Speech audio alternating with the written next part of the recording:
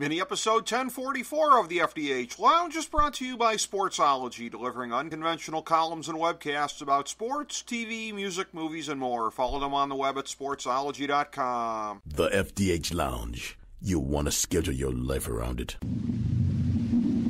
A long time ago, on a gloomy, wet Cleveland spring night, two men stand alone amidst the late-night drizzle.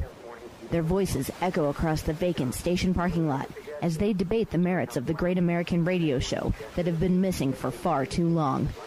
On that night, an idea was born. That idea became the FDH Lounge.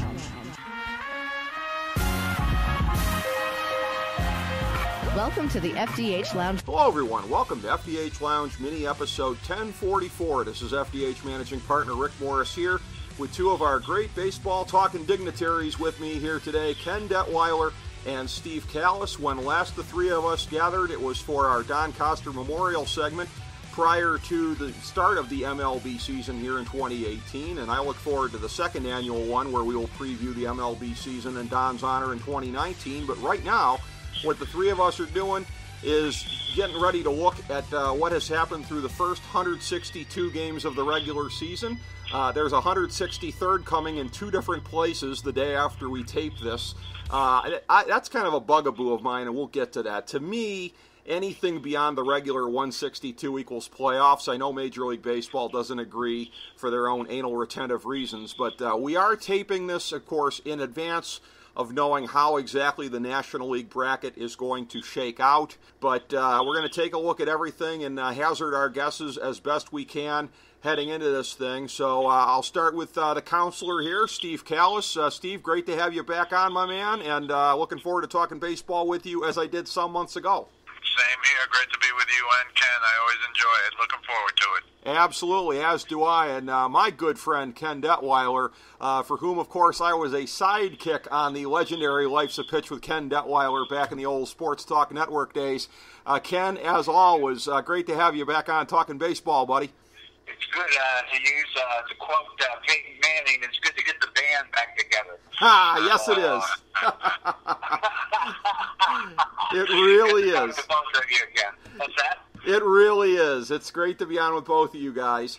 And as we head into this thing here today, I'm just going to start, generally speaking, just by asking a question and seeing for either of you guys. I had sent out to you guys earlier today, and we have it up at the FDH Lounge multimedia magazine, the FDHLounge.blogspot.com, our final MLB season power rankings as well as our UQB rankings. We did these at the All-Star break, Labor Day, and then now again at the end of the season. Basically a mashup of a bunch of different rankings, put them all in a bowl, kind of see how it went, stirred it together, and this is what it spits out. So it shows the strengths and weaknesses if you look at the specifics of the numbers in different ways, and it's something to kind of give us an overview of all of the teams in the playoff mix here. We have both the regular 1 through 30 UQB standings, ultimate quantitative baseline that FDH has, as well as we did a separate one where we broke out the 10 teams and just measured them against each other. So any thoughts, any surprises from either of you two guys, from anything you'd look through on this prior to this segment? Well, for me, I understand the power rankings, and for the most part, I agree with them. I'm still not sure how to look at Colorado from an offensive perspective, but I'm really focusing in the world of offense, which we are now in, and we might just call that, I don't know, home runs, walks, strikeouts, which comprise like a third of all at-bats in the major leagues this year. And I think more strikeouts than hits for the first time in the history of Major League Baseball. I think you got it right, but when I'm looking at the playoffs, I'm looking more at the pitching than the hitting, and I'm going to take Boston down a few notches, and we'll get into it when we actually go into the games, because their starting pitching in the playoffs is horrific, led by 0-8 David Price. He's never won a game as a starter in the playoffs, and that's a pretty big sample. But overall, I kind of agree with these rankings. Obviously, it shows you how good these guys are vis-a-vis the other teams in the league. But even among themselves, I don't doubt in my mind that Boston and Houston are the two best teams. But I'm going to wind up leaning towards Houston because, in my view, of the lack of pitching That's a great point. And Ken, I got to say, as we get into this, Steve's point about Colorado and the offense is well taken. Out of the teams in the playoff field, and you wouldn't imagine this for a team that plays at Coors Field, but 10th, last of the 10 teams in the playoffs in OBP, 10th in OPS plus. You really wouldn't expect that, but that is the case. It's kind of a skewed kind of a thing. It's not quite as dramatic as 2007 when they won for like the last month and a half heading into the regular season. This year it was just 49 and 29 in July, August, and September, so less dramatic than it was in 07. Where they went several equinox cycles without losing a game and came in with a lot of momentum. That does kind of make them very tough to evaluate. One of the things that jumped out at me, Ken, was our Indians here. Last in all of the teams here, when you do the ranking, that's the half power rankings and half strength of schedule. The Indians on our strength of schedule meter this year, 30th in MLB. By the way, that's last. So again, I worry a little bit. I worry about the glass jaw. I worry about that because the Indians have spent the summer beating up on the stuck nuts of the Central Division here, whilst other teams have been beating their brains in with legitimate competition. So that's one of the things. You don't know if it's going to affect them or not, but it is something I worry about. Well, I think both you guys, as we get through the show here, and I'll give you a little hint right now, that I think Cleveland's numbers are skewed simply because I've had teams and watched teams that haven't played really Major League Baseball since before the 4th of July. And they've just been sitting around hoping they don't scratch their eyes out and pull their hair out.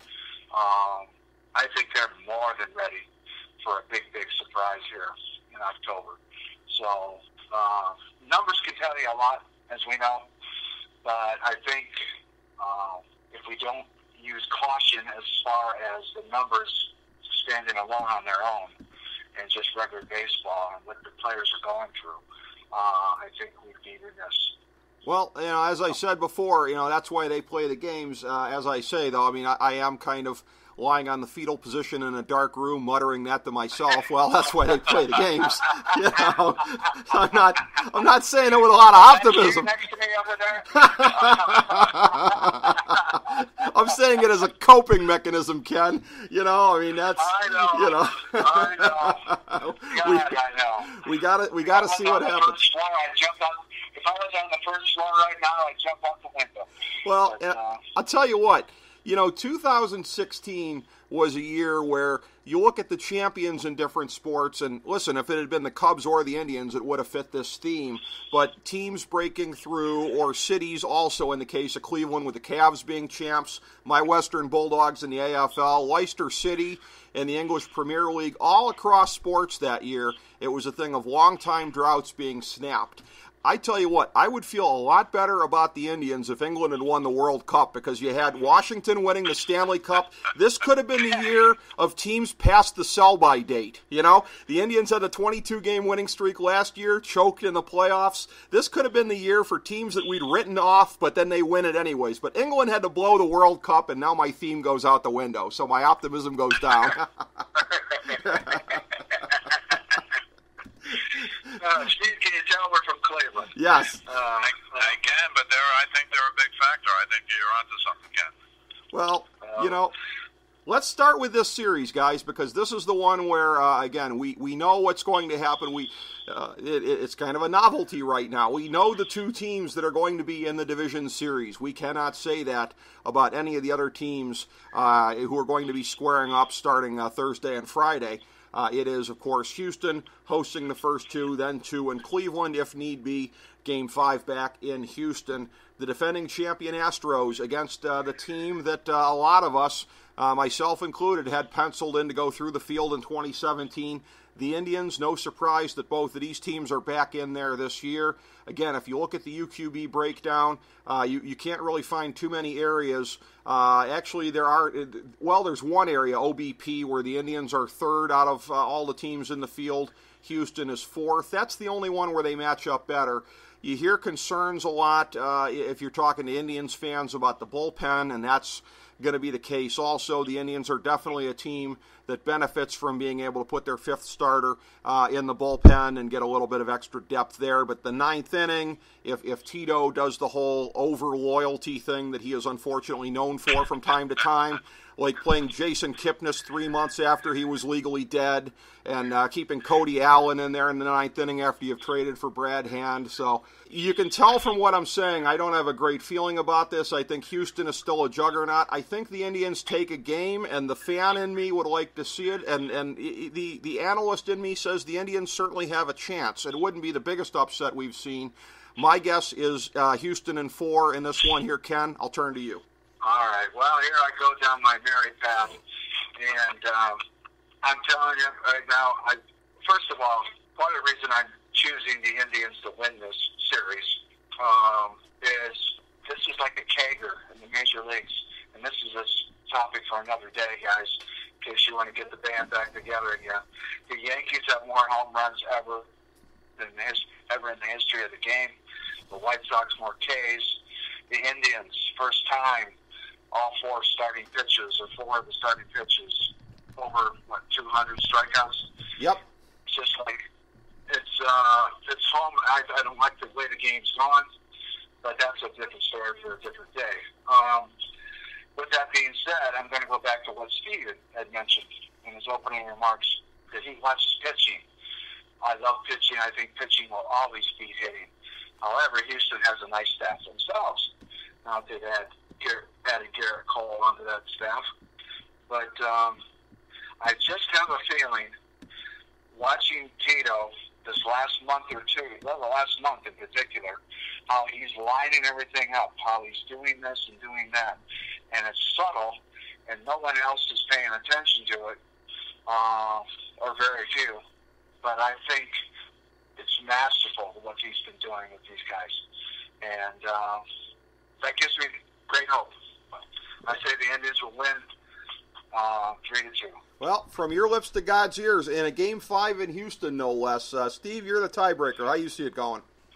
Yeah, well, on our show early in the year, I picked the Astros to go all the way, and I have seen enough of them come back from injury to think that they can do it again. If I were Cleveland, I would much prefer to play Boston or the Yankees or the Oakland A's. But just the way these things worked out, and of course Boston went crazy, just the way these things worked out, they have to get the Astros.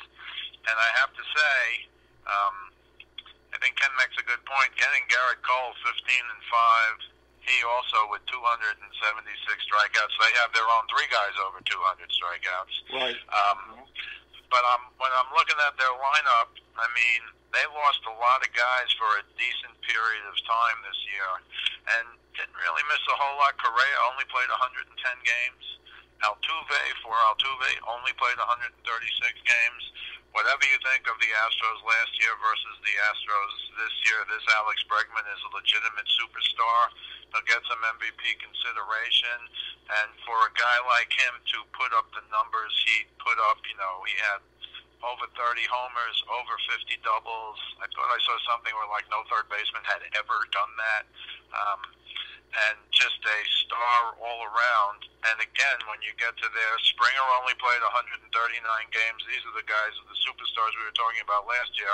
Other than Bregman, they all missed a ton of games this year. But now, as far as I can tell, they're all healthy. You know, they got a guy like Gaddis who you look at him, you just look at him and you're like, wow, what is this guy? But then, you know, he's got 25 home runs. No, he looks like a lumberjack who's driving a, you know, pickup truck. But he's also Paul Bunyan to me, so... he's scary. Right, but I'm really focusing more on their pitching. I remember last year, and you guys will remember, they killed the bullpen of the Astros correctly, but when they got into the biggest games of all, they actually had Charlie Morton and Lance McCullers come out of the bullpen in Game 7s against the Yankees and the Dodgers, respectively, and shut down the game. So it wasn't about the weakness of their bullpen, and then whatever you think of it, I think the key pickup and the thing that put me over the top before I would change my pick on the Astros, which I would hate to do from the beginning to the end, is they got Ozuna. Whatever you think of him, yes, those charges were dropped, but that often happens in these domestic things. Do I think he did something wrong? Absolutely, I do. Did the Astros kind of handle it the best they could handle it? Yes, but here's a guy who walks in. And, you know, Ken Giles was terrible last year. He was terrible this year. They eventually got rid of him. And now Ozuna is a guy who the last 6 weeks has been lights out. I think he was 12 for 12 or something in save opportunities in the last 6 weeks. And so when they need that guy at the end, they're not going to have to look to their other starting pitchers. I don't know where Keuchel is. Keuchel hasn't been Keuchel this year. I even left him out. When I'm talking about Verlander and Cole, who are legit, Morton was 15-3 this year. Mm-hmm. But I think the key for them to get them over the hump, A, their health, and B, they got Ozuna, and frankly, he's pretty much been lights out for them. Again, not, you know, we can do the moral stuff some other time, but for him to come in, get those 12 saves, and I'm pretty sure he was 12 for 12. He takes out the Ken Giles factor, if you will, that there was last year, where give A.J. Hinch credit. In Game 7, both of them, you know, he was able to turn to his starters. Wasn't that, I think it was McCullers who threw like 43 curveballs in a row or so. I think it was him. And that's not to say they won't use them in the middle of the games, but they do have a legit closer this year, and that's a big difference between this year and last year. And they managed to win 2 Game 7s last year. Really, frankly, without a closer. So I like Cleveland a lot. I love their team. You know, I saw a bunch of games when my son was out there at Oberlin for those 5 years. I think Frank Cohn is a great manager, not a good manager. I think they're a little weak in the bullpen. Nothing against Oliver Perez, who pitched really well this year, but I guess if you're lefty, you can pitch forever. Yeah. The fact that he's still around is incredible, but actually he pitched great. You know, he had a 1.39 ERA. So I give them credit. And I think the wild card for Cleveland, and what I wanted to just talk about briefly, is Trevor Bauer. Pitched 4 shutout innings today, threw 51 pitches, looked good. He was, I thought, a legit Cy Young contender till he got hurt.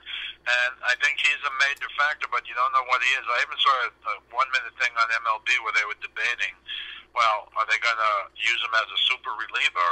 Are they going to start him in Game 3? You know, if he's 100% on his game, I think you got to start him. He's a top starter. He was a top. Before he got hurt this year, he was a top 6 or 7 starter. And if you guys know better than me, if Kluber was hurt last year, Kluber's another guy who is usually lights out in the playoffs. I know the Yankees beat him last year, but I thought that was due to injury. Because he just didn't look like Kluber, and they smacked him around, and that, like, never happens. Right. No. That's true. That's true. So I think it's going to be a good series. I do like the Astros in 4. Again, I think they're healthy now, and all their batters came back, and again, Bregman's a star. So, you know, that's, you know, I haven't even mentioned Lindor and Ramirez, both of whom are superstars in my book.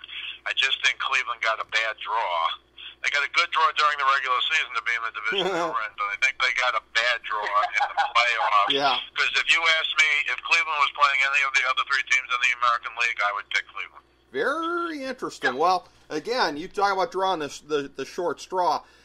What the Indians end up having to do is, if you beat Houston, in all likelihood, as much as I'm down on my hands and knees praying for it to be Oakland, in all likelihood, it's going to be Boston or New York waiting for them in the ALCS. And on that note, I'm going to start with you, Steve, as a New Yorker. So you look ahead here. We go into the wild card game. Yankees host Oakland in this one. I've got the Yankees getting through that one. And they've got enough depth of starting pitching here that, again, they're a little bit disadvantaged, obviously, by Boston being able to set their rotation the way that they want it. But for the Yankees, it's not as big of a gap between the top and the middle of their rotation as other teams. Interesting thing here about our ultimate quantitative baseline of the teams in the playoff field. The Yankees are the only team not lower than 4th in any of the categories here, but they are not first in any of the categories. The Yankees, it's a narrow band. They are 2nd, 3rd, or 4th in every category by which we rank the 10 teams in the playoffs. So the Yankees are maybe the most consistent team across the board. You look at that roster, and it really kind of stacks up the same way. This is a series where, again, you look at the regular season games, you look at the way Boston pulled away. I think there's a lot of sentiment out there for Boston to be a strong favorite in this series. I will take Boston, but in 5 games, and it wouldn't surprise me if the last game went 18 innings, I think this game is going to be a war all the way through, Steve.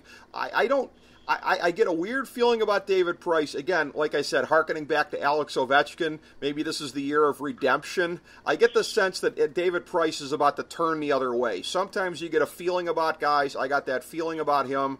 I'm not saying he's going to win a game, but I think he'll redeem himself at least by the low standards of what he's done before. Chris Sale has not gotten too many playoff opportunities, hasn't really made the most of what he has had. You go back to last year, but I think Boston's going to have enough to get through a 5-game war. How do you see it, Steve? Or do you see Oakland in there? No, I see the Yankees getting by Oakland, and God bless Oakland. I don't know how they did it, smoke and mirrors. I did watch them a lot. Chris with a K Davis, not to be confused with Baltimore's the Chris better with one. C Davis, who fell off a cliff this year.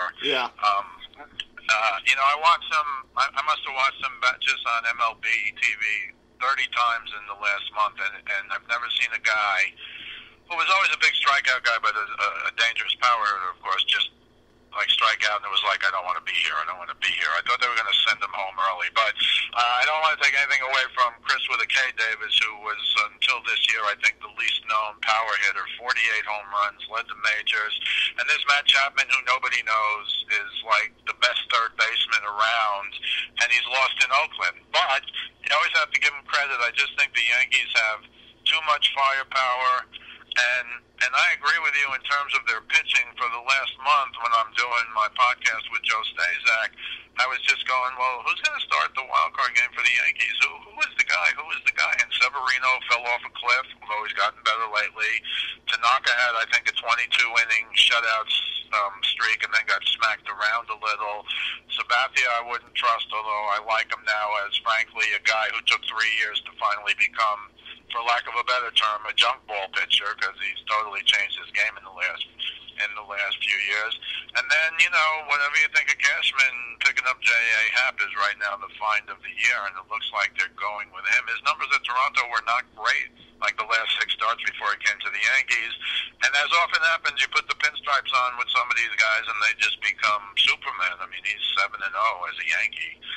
You have to give him a lot of credit. But as much as I like the Yankees, they have a dangerous lineup. Sanchez started hitting a little at the end of the year. If he's hitting, then, it's unbelievable. Stanton is healthy. Judge looks like he's back. He only finally hit his first home run since that wrist problem. So that should give the Yankee fans hope. But they got the 2 young guys who are, really, really good, Torres and Andujar. But this is more, to me, an anti-Boston pick, because I'm going to pick the Yankees to beat Boston in the series, and might even like Oakland against Boston, and it is straight up on the starting records. You guys probably know Chris Sale, who's only, I think, pitched in 1 playoff game and got knocked around. Yeah. His ERA, look, Chris Sale is an all-out guy. You watch him pitch, he gives you everything on every pitch in every game. It doesn't matter if it's in April. But historically, his ERA, and he's a superstar pitcher, historically his ERA is 1 run higher in September than it is in any other month leading up to September. Right. And that, to me, is always a sign of being tired.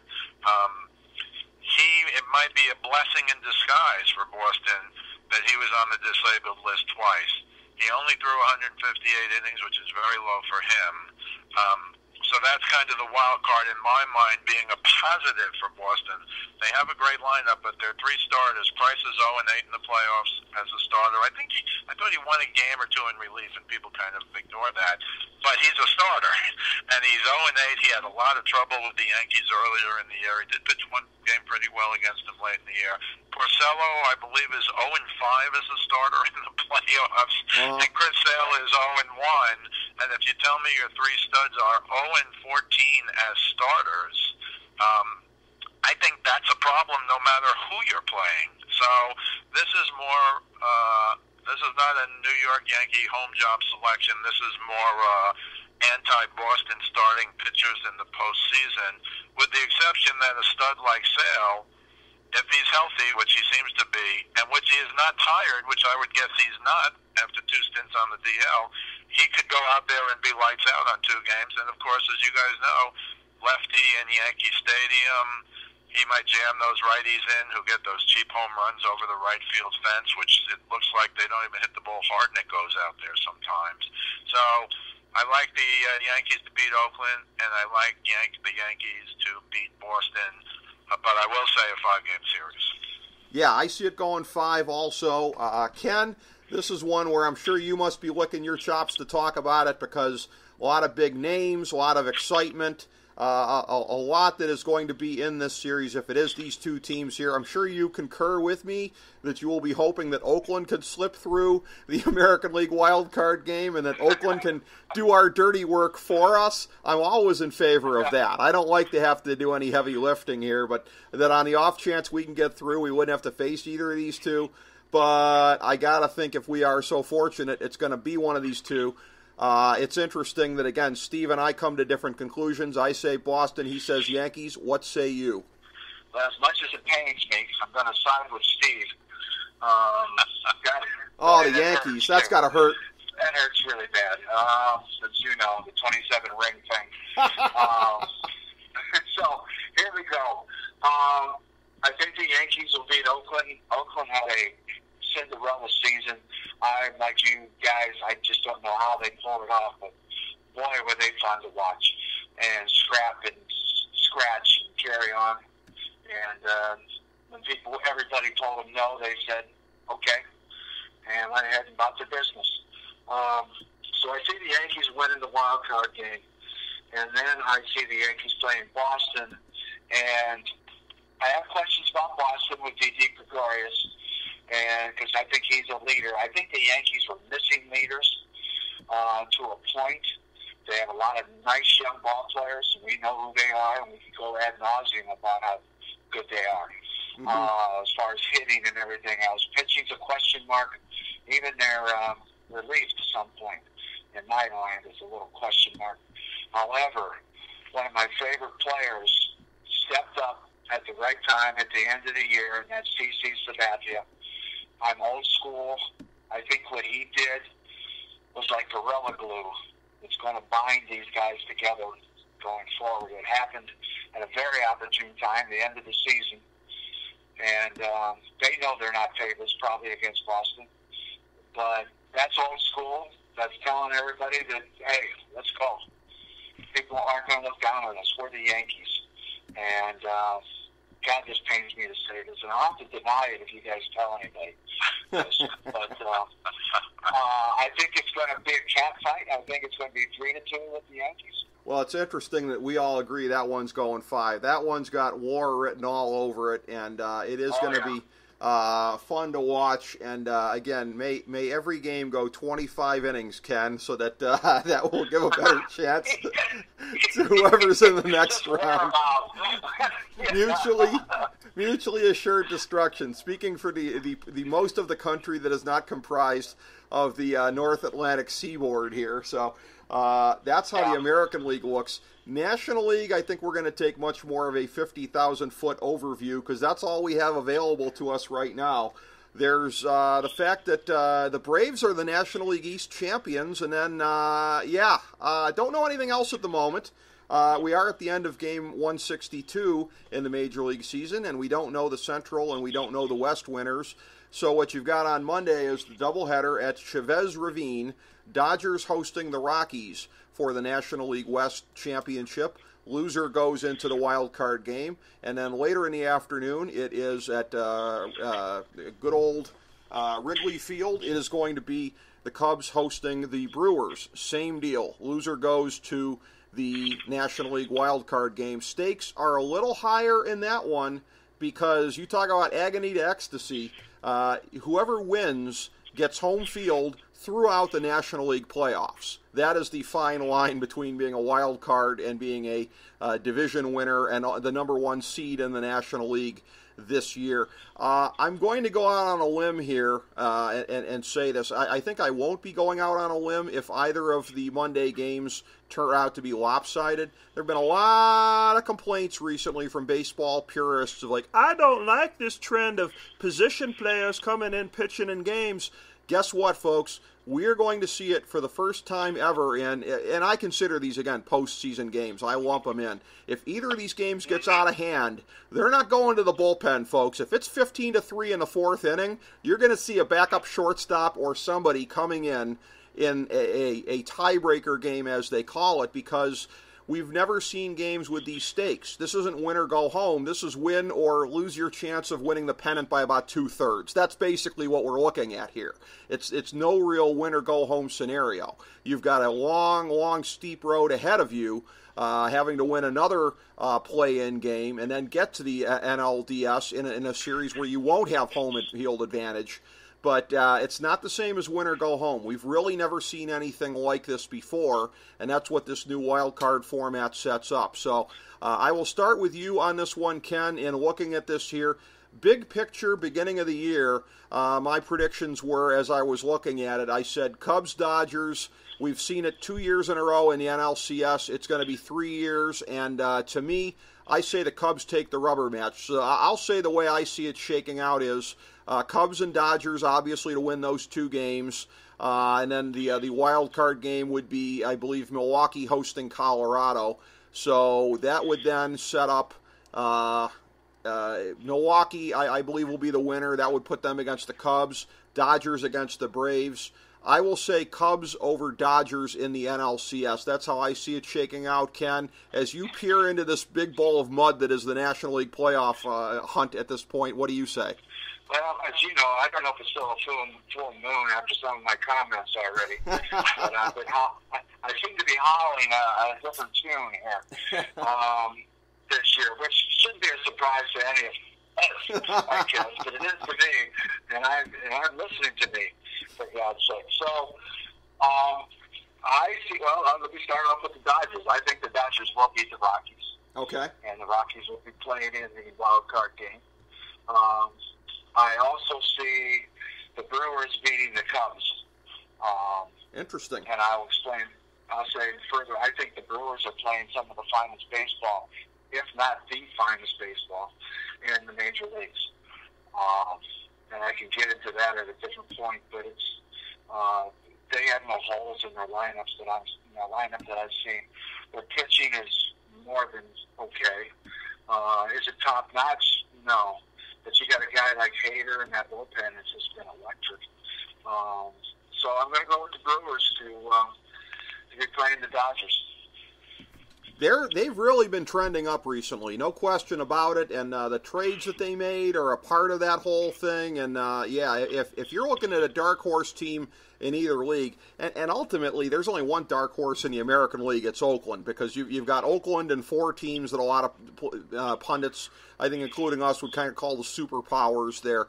The National League, you get past the Cubs and the Dodgers, and certainly if you look at our ultimate quantitative baseline that I've been referring to, it shows the Cubs and the Dodgers being a cut above. If you're looking at any of the other 3 teams there, Colorado kind of seems to be doing it with smoke and mirrors a little bit to me, sort of the same as Oakland. Atlanta, super talented but super young, and I get the sense that they're probably a year ahead of schedule here. So I would agree with you as far as Milwaukee being the tantalizing dark horse in either league. How do you see it shaking up, Steve? I'm kind of leaning where Ken is leaning. I kind of like the Brewers to beat the Cubs. The Cubs have announced they're going to start Jose Quintana. I'm not a Quintana fan. He was 13-11 with a 4.09 ERA this year. His last 3 starts, he gave up 9 earned runs in 15 innings and went 0-2. Milwaukee seems to be fine against lefties. It's not really let's start a lefty to beat Milwaukee. But I saw an article on USA Today. I don't know who's pitching for the Brewers. It might be Chacin. He's like their main guy. Mm-hmm. His last few games aren't great numbers, but he does have 3 good starts against the Cubs in the last 6 weeks, where he gave up 4 earned runs and 16.9 innings, which nowadays makes that excellent pitching. We'll talk about 3 runs. We'll talk about 3 earned runs in 6 innings being a quality start in the 21st century some other time. But I think they do. I think they do have the advantage. And I will say this: I thought for the last 2 or 3 weeks that Yelich was the MVP. I did not realize that he went into today only 2 RBIs behind being a Triple Crown winner. Now, he only went 0 for 2, didn't get any RBIs today. But he was excellent, and again, lost as a Marlin, like many of the Marlins were, and they got rid of all the good ones. But not only did he have a shot at the Triple Crown today, and nobody's been a Triple Crown winner in the National League since Ducky Medwick of the Cardinals in 1937. But he's hit 2 big home runs yesterday. He really is a star. Again, you could argue he's lost in Milwaukee, but I do like the Brewers to beat the Cubs. I'm going with the Dodgers. Also, a little bit on the pitching matchup. This Walker Buehler, who is only a rookie, he's got tremendous stuff. He's got a whip under 1. His last 11 games, he's 3-2 with a 1.70 ERA. He's averaging 11 strikeouts per 9 innings. And the opponent's batting average against him in those last 11 starts is 167. Now, he's a rookie, so maybe people will say he can blow up, but he looks pretty good to me. I lean away from the Dodgers generally because my view of Clayton Kershaw is whenever people say, oh, he's Sandy Koufax, oh, he's this, oh, he's that. Whatever you say good about Clayton Kershaw, you have to add at the end in the regular season. Right. And you can tell me his numbers compare with Koufax. I've actually said, having been old enough when the Mets came back and my father used to take me to watch the Mets to see Sandy Koufax or Roberto Clemente or Willie Mays or fill in the blank, he is a guy, numbers-wise, who looks to me Koufax-like in the regular season. Yeah. But when you get to the postseason, look, he pitched a big game yesterday and gave up 5 earned. So I don't know what it is with Kershaw. He's never been good in a big spot. And the 1 year, I don't know if it was last year or the year before, he pitched okay, and everyone was saying, oh, see, he can pitch in the postseason, and then he came back and got bombed. So, but I think the Dodgers are winning almost around Kershaw, and I did hear Plesac say that Kershaw's velocity is way down this year. And, you know, he was hurt and he came back, and he was hurt and he came back. But I don't think they're relying on Kershaw like they used to. And I think they have other pitchers who can make it. So I've got the Brewers and the Dodgers playing for the National League pennant. You know, we can talk about these other games if you want, but it's one game and then it's one game. And you're right, I agree with you, Rick. I have no problems, though. I have no problems, and I consider myself a baseball purist. I don't really care if you're bringing in, other than the playoffs now, which I agree with you, these are playoff games. If you're bringing in a position player, and this is a different conversation, but the rosters have been 25 players for many, many years, and I think that's an owner-instilled thing. Yep. The rosters in baseball for years now should have been, forget 26, should have been 28, 29, 30. In the old days, you literally had, and I'm talking about the old days, you literally had, 4 starters, maybe a closer, a couple of failed starters in the bullpen, so maybe you had like 7 pitchers or 8 pitchers in your whole team. And then you had 17 guys. Now you see teams, they play during the regular season, they literally have 3 position players on the bench because there are so many pitchers. Right. And I agree with Jim Leland years ago and everybody this year.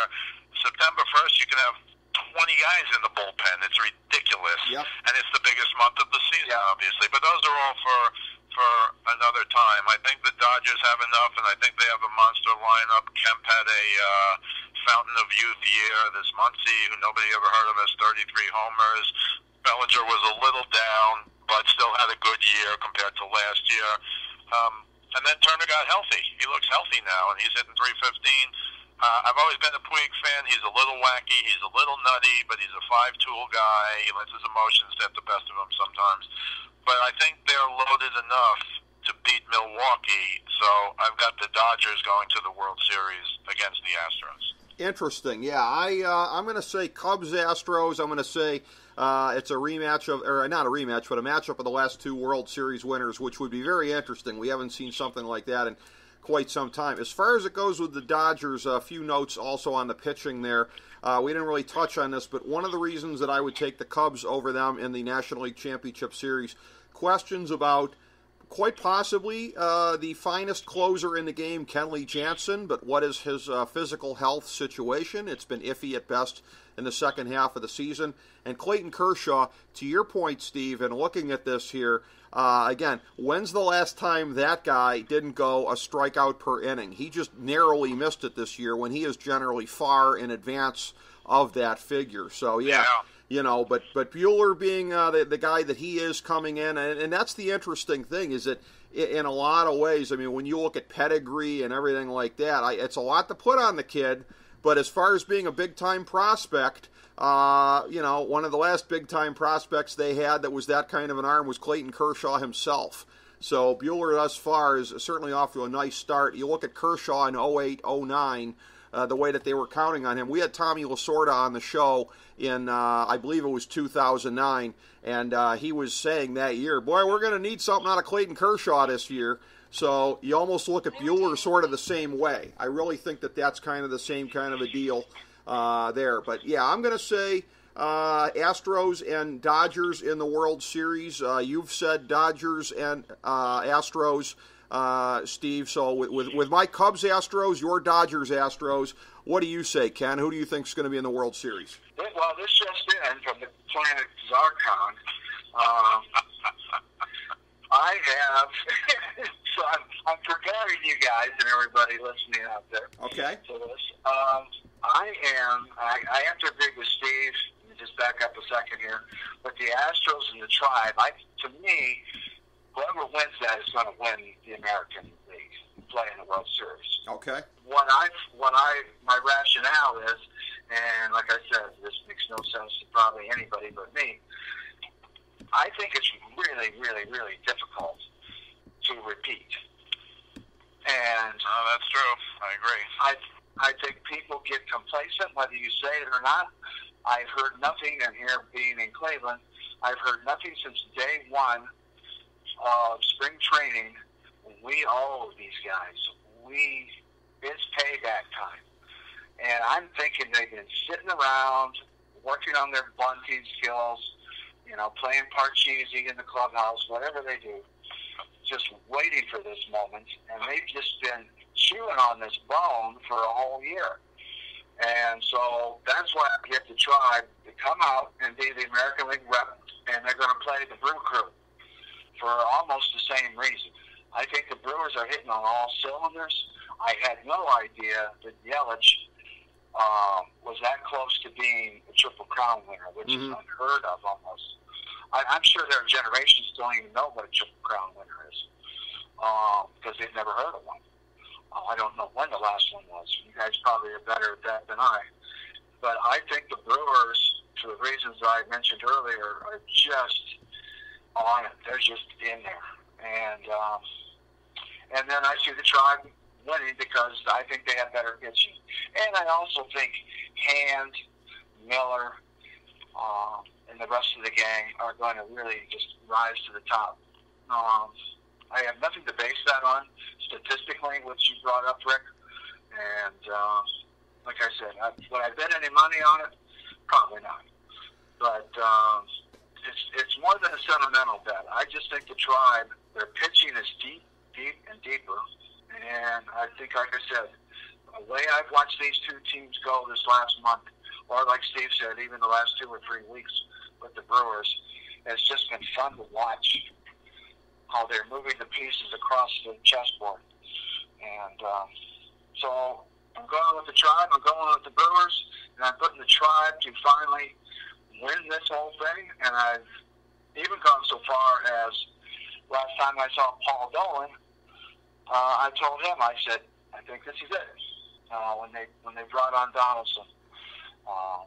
Now, the one thing that does scare me is their outfield. If there is an Achilles heel, it's the Three Stooges in the outfield, especially now we got Kittens out there. Right. So, but I'm going to stand by it, and Nanu, back to Zarkon. Tell Paul Dolan we want to keep Josh Donaldson, and no fair setting up a GoFundMe account to pay for it, okay? So you knew I was going there. You knew I was, Ken. I know. I lobbed it over to get some dialogue. You didn't let me down, right? You grooved that batting pitch fastball right in there. It would be the envy of anyone in the home run derby the way you grooved it in there. But it's weird because and again, look, there's a Big Four in the American League, and the Indians are part of it. So I mean, this is entirely in the realm of possibility. As great as Houston and Boston have been, it's entirely in the realm of possibility. Even the Yankees, with the record that they've had this year. But it is so weird when you look at the structure of Major League Baseball this year that if the Indians made it through 2 brutal series there, that they would probably go on to be favored in the World Series. And especially if it's not the Cubs or the Dodgers, they'll be favored. It's just really odd that the softest series they could face would be the World Series. But hey, that's the way you want to have it go if it's been since 1948 in this town. So I'm saying Astros to win it all. Ken, you've said Tribe. Steve, you've identified the 2 teams. A rematch of last year. How do you see it shaking out? Oh, no, I'm Astros all the way. I picked them on our show before the season. I see no reason to depart from them now. And I agree with you. It's weird that when you look at it, they went through, they've put up another huge record, they've had another huge season, but statistically, they seem underwhelming, especially given the expectations for the talent up and down the line. A lot of that has been injuries and games missed, but that's what scares me about them, and that's what makes me think they're going to be a little bit extra spring-loaded.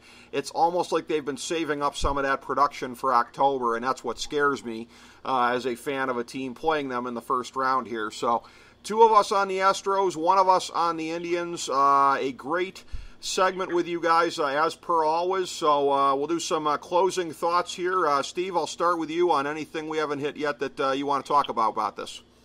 Well, I know we didn't get into individual awards, but I did want to mention this season that Jacob deGrom had. It's like the most incredible thing I've ever seen. It became like must-watch TV, and you guys know I'm certainly not a Mets fan, but to see what he did week in and week out now, it's going to be interesting. I think at 10-9, if Felix Hernandez won at 13-12, I was hoping he'd be under 500. I was hoping he'd be like 9-10. That would be the real test. But when you see what he did, he gave up 4 runs to Florida, to the Marlins, in the 3rd game of the year, and that was it. Every other game he pitched, it was 3 runs or less, earned and unearned combined. There was a time when he had the weakest run support. He's got a 1.70 ERA and over 200 strikeouts. And the only guys who have done that, I think, since 69, the year after Gibson had a 1.12 ERA and they lowered the mound, I think there were 3 guys like Pedro Martinez and Clemens, I think Doc Gooden, and deGrom. Yeah. So I don't see how he doesn't get it. I don't agree with people who say wins are meaningless. That is not true. I agree that wins don't mean as much as they've been given for the last 50, 100 years, but they do mean something. Yep. Having said that, it was like the Mets tried too hard whenever this guy pitched. It was so bizarre, and then the next day they score 8 runs or something. So I did want to mention his season. I think he is the Cy Young winner, but I found it to be one of the most incredible things. And the only other thing I want to say on deGrom, and you guys will crack up when you hear this, but you'll understand the history. So they said he broke the record of King Cole of 25 starts in a row of 3 runs or less, and I think he finished with 28 or 29 for the season. And King Cole did it in 1910. So I actually knew who King Cole was because he's the guy who gave up Babe Ruth's first major league hit. King Cole was on the Yankees, and Babe Ruth was a Red Sox, and he got his first hit in 1914 against the Yankee pitcher, a double, which I always thought was incredibly funny. But King Cole was 20-4 in 1910 for the Chicago Cubs. They won the pennant, and that's when he had a 1.80 ERA. So deGrom's ERA was even better than his. But he was an interesting guy because he was great for 2 years. He was 18-7 the next year. he had pitched like 3 games the year before. He was 20-4. And then in 1912, he wasn't even in the major leagues. I tried to do some research. He was in the minors. And then he wound up signing with the Yankees, and he was terrible.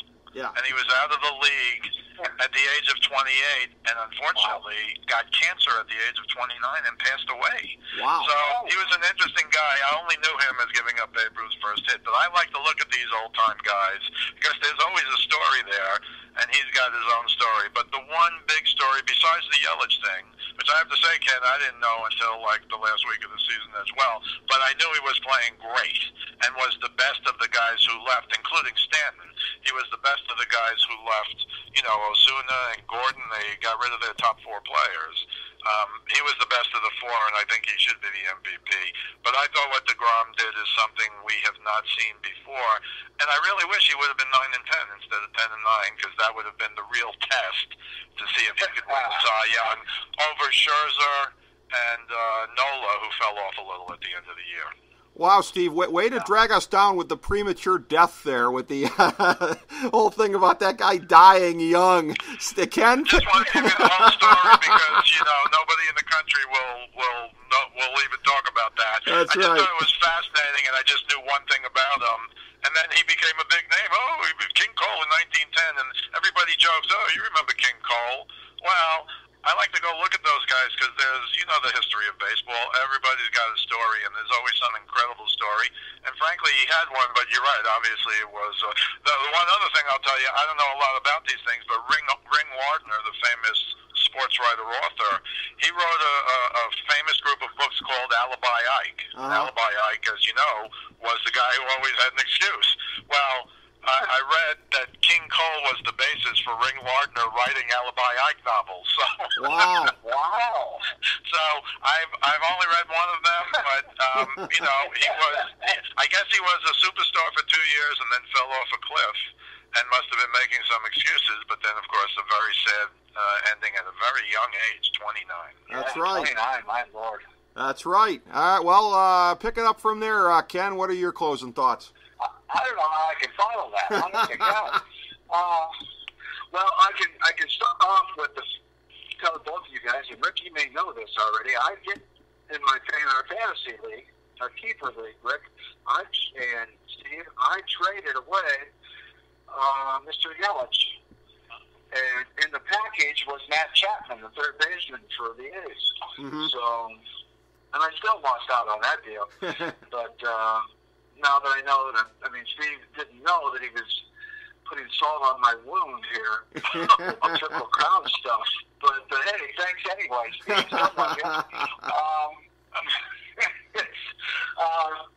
I just have thought, and I've been around this game since I was a young kid as a bat boy, 47 years as a head baseball coach, or coach, and the changes that are going on. Like you said, the DeGrom is almost unheard of. I mentioned about the Yankees with the home runs, the White Sox with more strikeouts, the Indians with 4 starters. The shift, people are still flying. The angle degree of home runs that people are saying now that produced all these home runs, which I'm not really happy with. I'd rather see them speed up the games by having Major League Baseball have these guys somehow, some way, put the ball in play more often. Instead of, like I said, I think it's like a softball cave game with all these home runs. Those kind of things. Technology, like Zobrist told the umpire, this is why we're trying to, or something of this nature, when we replace you guys with the strike zone. Things of that nature trouble me. Some of them excite me. Bringing guys on, new managers who've never managed before, but yet we've got Cora going against Boone, possibly here again in the playoffs. So with no experience, Major League managing experience that I can remember, things like that. That kind of sums up my summer of watching baseball. Exciting, different, head-scratching, yet it's just I still embrace it. But when I see pitchers throwing 300 strikes in the National League, and I'm not saying DeGrom shouldn't win the Cy Young, but 300 strikeouts, and Scherzer doesn't. I mean, that's unheard of. Well, no, you're right. That's going to be the argument. That's a good point.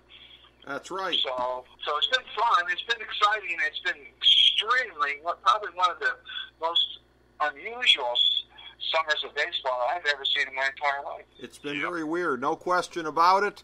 But nobody better to break it down with than you two guys. Thank you both. Steve, appreciate you being on as always, my friend. It was fantastic, as I hoped it would be. It's always fun to get together with you two guys. Really appreciate it. Same to you, Kenny. Thank you so much, my man. Oh, you bet. Thank you both. And I'm going to go out and try to find Alibi Ike. I mean, my God. That's just priceless, Steve. I took my notes here, and yeah. We can all go read up on all that. That's our homework assignment before we talk again, is to read up on Alibi Ike. But in the meantime, the 2018 MLB postseason, which it has been a pleasure to preview today with these two gentlemen. Thank you, everybody, for joining us for FDH Lounge mini episode number 1044. As we bring the show to a close, we would like to extend our deepest gratitude to NBC, CBS, ABC, Fox, all Clear Channel affiliates, TNT, TBS, USA, UPN, Deadspin.com, YouTube.com, YTMND.com, MySpace.com, various blogs, Fox News, CNN, CNBC, MSNBC, IamBoard.com, Billboard.com, Google.com, ESPN, ESPN2, ESPN News, ESPN Classic, NBA TV, NFL Network, Sports Time Ohio, Athlon Magazine, Comedy Central, Cartoon Network, The Boomerang Channel, QVC, BET, The Spice Channel, Steno Notebooks, Manwich, Papermate Office Supplies, waitresses, strippers, bartenders, garbage men, janitors, microwave popcorn, the writers of The Office, Scrubs, Entourage, My Name is Earl, Oz, Metalocalypse and the Boondocks, Aquafina, and the Periodic Table of Elements.